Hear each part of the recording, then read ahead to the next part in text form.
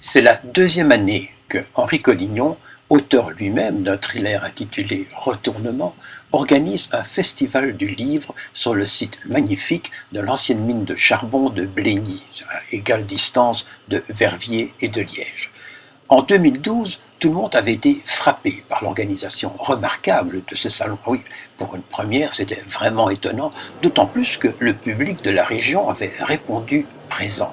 Eh bien, 2013 fait encore plus fort, avec 2 salles au lieu d'une et de nombreux auteurs et éditeurs venus de tout le pays. Il faut dire qu'en dehors de Blény, il n'y a rien dans le genre en province de Liège. Oui, alors c'est la première fois que je viens, donc moi je suis toujours ravi quand on m'invite lors d'une foire du livre. Alors il y a des fois qui se passent relativement bien, d'autres un petit peu moins bien, ça dépend malheureusement beaucoup du temps. Alors comme il fait beau... Oui, mais au niveau de l'organisation. Au niveau de l'organisation, en tout cas ici on est très bien reçu. J'ai un grand étal, ce qui n'est pas toujours le cas dans d'autres foires du livre. Et donc j'espère que le monde va venir parce que là c'est le matin et on commence. Oui. Enfin, beaucoup de tes bouquins, voilà. Oui, ici. attention. Oui. Attention. Je n'ai qu'une demi-thèse. Ah oui. Donc, et l'autre partie? Et l'autre partie, le profil est moins vendeur. Moins vendeur. On a mis celui-là. Mais beaucoup de bouquins sont vendus également au cours de tes spectacles. Oui, j'en vends énormément à la sortie de mes spectacles. J'ai du merchandising, comme YouTube en fait, c'est un peu le même genre de concept. Et j'ai même un CD qui regroupe un petit best-of de mes chroniques radio que je vends avec le bouquin. C'est à l'échelle mondiale, essentiellement Kuckelberg jette quoi. Oui, voilà. Une idée originale à creuser.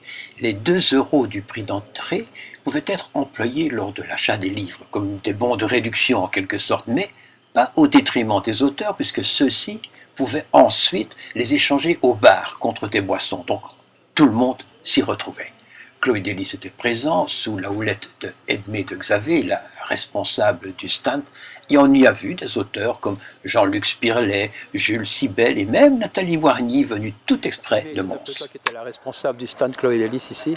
C'était moi le contact, oui. Le contact? Oui. Et comment tu penses que ça se passe? Je trouve que c'est bien, il y a beaucoup d'animation, il y a de quoi nourrir les gens aussi, ce qui est quand même important, je trouve. Et puis on est bien installé. Cette année, il y a le double d'espace de l'année dernière. Tout est rempli. Il y a une bonne ambiance, en plus on commence à reconnaître les gens, donc moi je trouve que c'est très bien. On n'attend plus que le public. On n'attend plus que le public, à mon avis qui va plutôt venir l'après-midi, je crois. Oui, il n'y a que même pas 3 heures. Donc voilà, oui. Donc, c'est puis encore demain toute la journée. Demain toute la journée, c'est une bonne promenade à faire je trouve, parce qu'il y a le site qui est bien, et puis on peut manger, on peut boire un coup, on peut se promener, il y a des activités aussi, il y a un calligraphe j'ai vu. C'est ça. Il y a Jérôme de Warzé qui n'est pas une activité mais qui est une vedette. Oui. Donc, on revient l'année prochaine? On revient l'année prochaine, bien sûr, oui, oui. Henri, tout ce qu'on peut dire c'est bravo. Hein. Merci. Franchement c'est bien organisé. Non, on me dira bravo demain soir. Oui, mais enfin, le public, c'est un autre problème. Tu peux tout prévoir, mais pas le public, évidemment. Oui, ni la météo. Quoi? Ni la météo. Ni la météo. À la limite, il vaut mieux qu'elle soit mauvaise, non? Oui, c'est ça. Oui. C'est annoncé pour demain. Alors, tu as aussi doublé les salles maintenant. Hein. Ah oui, tout à fait. L'année dernière, on avait 54 auteurs. Cette année, on en a 97 et 8 éditeurs. Voilà. Donc ça commence à prendre de l'importance. C'était 320 mètres carrés, on en est à 640, donc c'est vraiment doublé. Hein, Quels sont tes projets pour les années à venir?